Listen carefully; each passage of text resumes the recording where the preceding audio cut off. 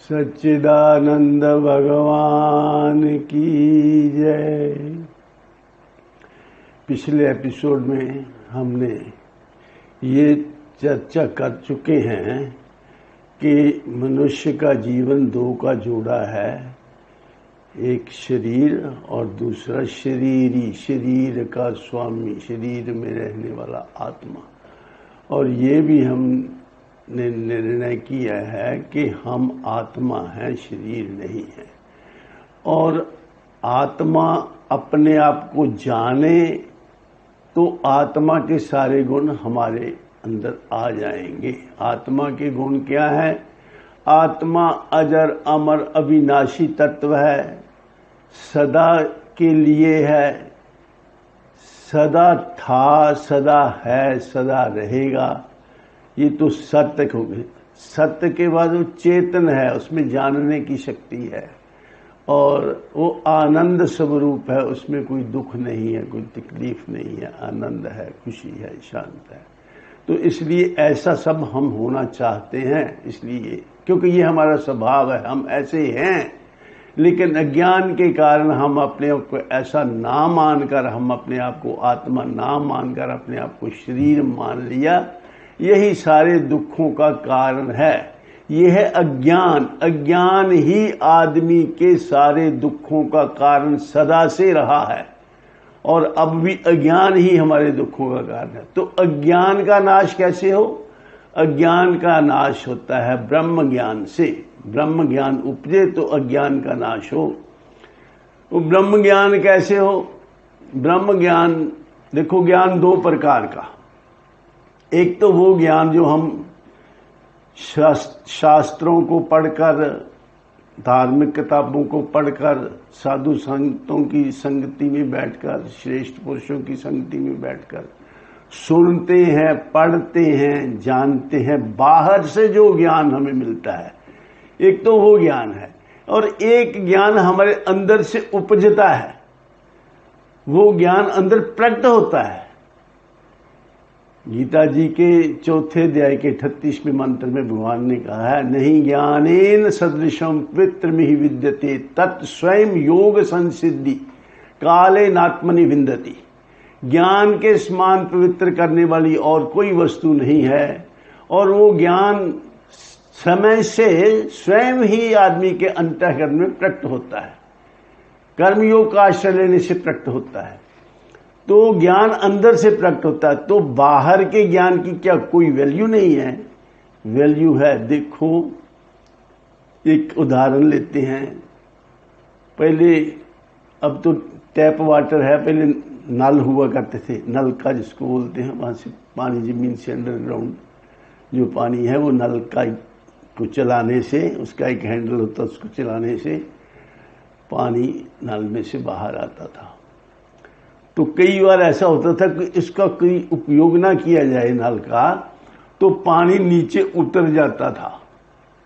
फिर उसको बाहर से पानी डालते थे और फिर उसको चलाते थे, तो बाहर वाला पानी अंदर वाले पानी से मिलकर उसका लेवल ऊपर हो जाता था। वो अंदर वाला पानी में फिर नल चल पड़ता था, अंदर का पानी भी जो नीचे गया हुआ वो भी मिल जाता था। ऐसे ही हमने अपने अंदर जो ज्ञान है उसको जागृत करने के लिए बाहर से शास्त्रों को पढ़ने की जरूरत है, साधु संगत की जरूरत है, सत्संग में जाने की जरूरत है। ये इसलिए है कि अंदर जो ज्ञान है उसको हम, उसके साथ हम तालमेल कर सकें, हमें उसका हम लाभ उठा सकें, उस ज्ञान को जागृत कर सकें।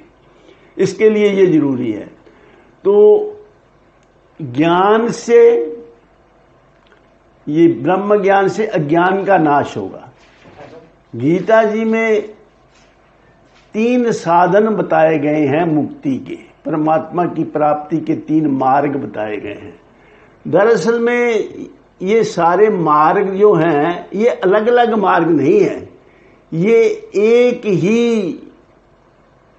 ही ध्येय की प्राप्ति के लिए, एक ही चीज की प्राप्ति के लिए, परमात्मा की प्राप्ति के लिए 3 अलग अलग तरीके हैं। अलग भी नहीं है, स्टेजेस हैं अलग अलग, जिसमें है भक्ति मार्ग या भक्ति योग, और ज्ञान योग और कर्म योग ऐसे बताया है। ये क्यों तीन क्यों बताए हैं? क्योंकि हमारी जो हर एक आदमी की एक टेंडेंसी होती है जीवन में, कोई स्वभाव कह लो, टेंडेंसी कह लो। कोई लोग ऐसे होते हैं जो ज्यादा अपने हृदय की सुनते हैं, भावुक लोग होते हैं, इमोशनल, उनके जीवन की इमोशनल साइड जो है बाकी चीजों से ज्यादा प्रबल होती है। वो ज्यादा इमोशनल, जल्दी भावुक हो जाते हैं, इमोशनल होते हैं। उनके लिए भगवान ने तरीका बताया भक्ति का, भक्ति योग। और कुछ लोग होते हैं बुद्धिजीवी टाइप, वो हर चीज तर्क से साबित करना चाहते हैं।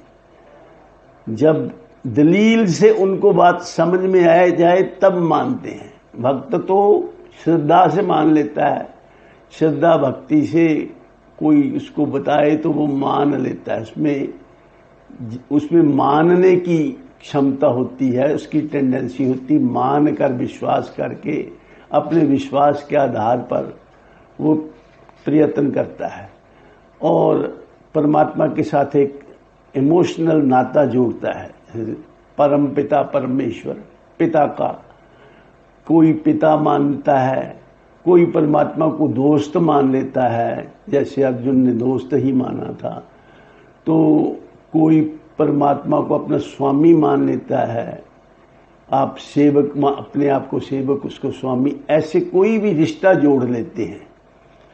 तो उस रिश्ते के हिसाब से परमात्मा के साथ इमोशनली जुड़ते हैं। इसको भक्ति योग कहा गया है।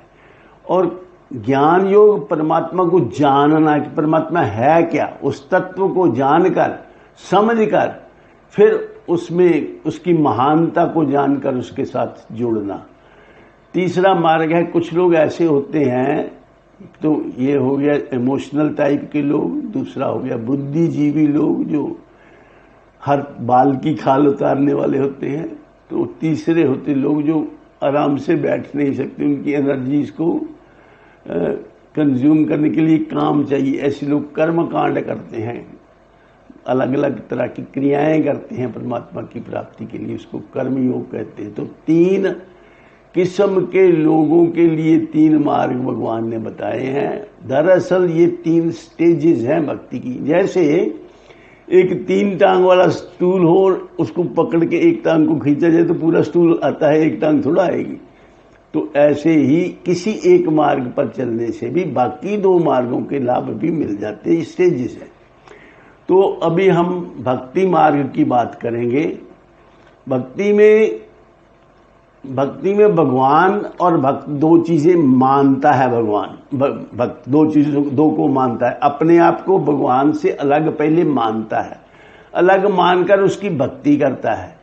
यानी एक है डिवोटी भक्त, और भक्त भक्ति के माध्यम से भगवान बन जाता है। Devotee becomes the object of devotion. तो इसके बारे में आगे चर्चा हम भक्ति के बारे में कल डिटेल में करेंगे अगले एपिसोड में। अभी तक इतना ही समझो कि भक्ति जो है ये परमात्मा की प्राप्ति का सबसे सरल मार्ग है और सबके लिए है। भक्ति सब कर सकते हैं। भक्ति में सरल हृदय ही चाहिए। भक्ति में और कोई ज्यादा और क्वालिफिकेशन की जरूरत नहीं है। भक्त जितना सीधा होगा उतना ज्यादा परमात्मा को पसंद है और उतनी जल्दी ही परमात्मा की प्राप्ति उसको होती है। तो भक्ति के लिए एक भगवान ने पूरा चैप्टर गीता जी में 12वां अध्याय किया बताया है। उसकी चर्चा, भक्ति की डिटेल में चर्चा हम कल करेंगे। अभी इतना ही समझो कि भक्त जो है भक्ति के माध्यम से भगवान का दर्जा प्राप्त कर लेता है। Devotee becomes the object of devotion through devotion. इन्हीं शब्दों के साथ मैं अपनी वाणी को विराम देता हूं और आप सबके कल्याण की कामना करता हूं। आप सबके जीवन में आनंद रहे, शांति रहे, सबका जीवन मंगलमय हो, ऐसी परमात्मा से प्रार्थना करता हूं। और आपसे ये भी अनुरोध करूंगा कि मेरा YouTube चैनल है उसको सब्सक्राइब कीजिए, लाइक कीजिए, शेयर कीजिए। आपने इस चर्चा को धैर्यपूर्वक सुना, समय दिया, उसके लिए मैं आप सबका धन्यवाद करता हूँ। सच्चिदानंद भगवान की जय। सर्वे भवन्तु सुखिनः, सर्वे सन्तु निरामया, सर्वे भद्राणि पश्यन्तु, मा कश्चित् दुःखभाग् भवेत्। ओम शांति शांति शांति।